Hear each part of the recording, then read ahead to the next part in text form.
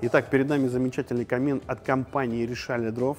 Это облицовка CRZ и топка Imperium 1200. Облицовка выполнена из натурального камня Dirty Beige, светлые тона, и также используется мрамор Имперадор.